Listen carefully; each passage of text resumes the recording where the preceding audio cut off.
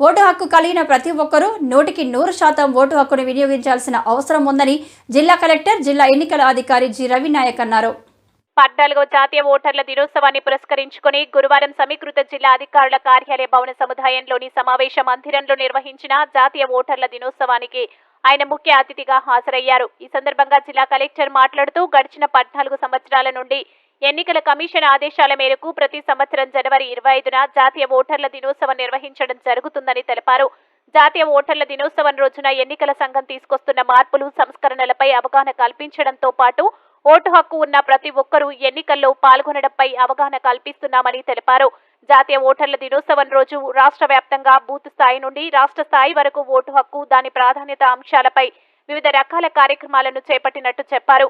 ప్రజాస్వామ్య వ్యవస్థలో ఎన్నికల సంఘం అనేక రకాల సంస్కరణలు తీసుకురావడం జరిగిందని, గతంలో సంవత్సరానికి ఒకసారి మాత్రమే 18 సంవత్సరాలు నిండిన వారికి ఓటు హక్కు నమోదు చేసుకునే అవకాశం ఉండిందని, కానీ ఇప్పుడు అది సంవత్సరంలో 4 సార్లు ఓటు హక్కు నమోదు చేసుకునే సంస్కరణలు తీసుకొచ్చిందని, ఇలాంటివి ఎన్నో మార్పులు వచ్చాయని అన్నారు. ఎన్నికల్లో 100% ఓటు హక్కు వినియోగించుకోవాలని విజ్ఞప్తి చేశారు.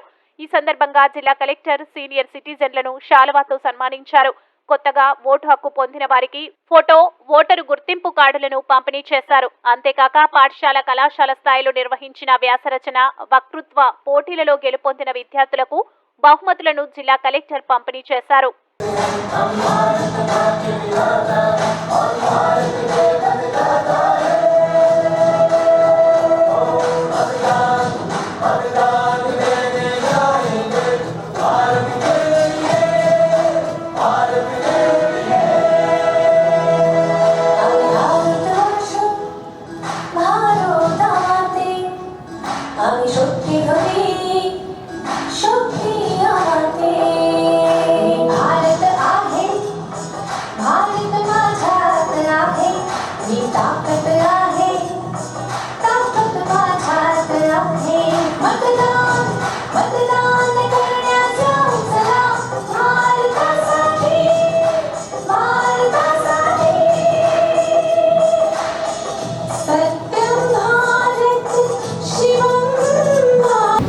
నేషనల్ ఓటర్స్ డే యొక్క ప్రాముఖ్యతని ఇంతకుముందు మాట్లాడిన మొక్కలు కావచ్చు, లేదా సిఇసి గారి మెసేజ్ కావచ్చు, అందరికీ కూడా చెప్పడం జరిగింది.